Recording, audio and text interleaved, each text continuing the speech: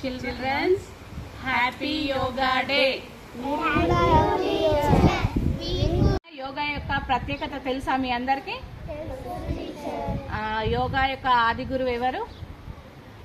ఆది యోగి అంటమా శివుణ్ణి. కాబట్టి ఆయన ఫస్ట్. దాని తర్వాత పతంజలి, యోగా యొక్క గురువు పతంజలి.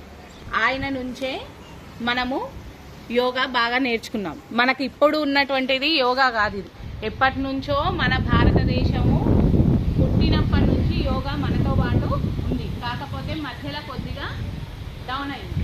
ఇప్పుడు మళ్ళీ మన భారత ప్రధాని ఉన్నారుగా మోదీ గారు, వారి నుంచి మనకి మళ్ళీ 2015 ఆ రోజు మళ్ళీ యోగా 20, 21, 22 అందరికి 21, 22 ఈ 3 రోజులు పగలు ఎక్కువ ఉంటుంది. 20కి 22 మధ్య ఉన్న డేట్ ఏంటి? 2014లో ప్రతిపాదన ఐక్యరాజ్య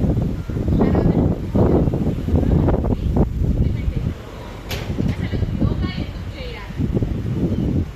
యోగా చేయడం వల్ల మనకు ఆరోగ్యం పెరుగుతుంది, తర్వాత హ్యాపీగా ఉంటుంది, హెల్దీగా ఉంటాం. మళ్ళీ మనం ఏది చదివినా కూడా మన యొక్క కాన్సన్ట్రేషన్ లెవెల్స్ బాగా ఇంక్రీజ్ అవుతాయి, మైండ్ఫుల్నెస్ పెరుగుతుంది, ఏదైనా సరే డెసిషన్ అనేది వెలుతురు ఉంటుంది. దాన్నే ఆరా అంటాం. దాని యొక్క సైజు మనం పెంచుకోవడానికి యోగాను మనము ఇంట్రడక్షన్ ఇచ్చారనమాట. అంటే ఆ యోగా చేయడం వల్ల ఏమవుతుంది, మన యొక్క ఆరా చాలా పెరుగుతుంది. ఆరా పెరగడం వల్ల ఏమవుతుంది అంటే నెగిటివ్ ఎనర్జీ అన్నది మన సైడ్కి రాదు. అర్థమైందా ఇప్పుడు యోగా యొక్క ఇంపార్టెన్స్? కాబట్టి అందరం యోగా చేయాలన్నా వద్దా? చేయాలి. ప్రతి ఒక్కరము యోగా చేయాలి. ఫస్ట్ యోగా చేసే ముందు మనం ఏం చేయాలి అని అంటే ఒక ప్రార్థన చేయాలి. మనము ఇప్పుడు యోగాను ప్రార్థనా గీతంతో స్టార్ట్ చేద్దాం. ఓకేనా? నేను చెప్తా, మీరు అనండి. సంఘచ్వధ్వం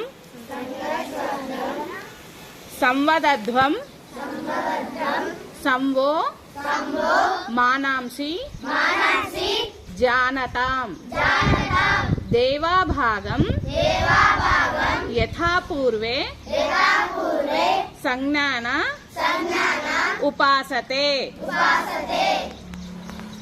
ఓకేనా నానా? మనము యోగా చేసే ముందు ఎప్పుడు చేస్తారు నార్మల్గా యోగా? చెప్పండి మీరు. పొద్దున్న, సాయంత్రమా, మధ్యాహ్నమా? పొద్దున చేస్తాం.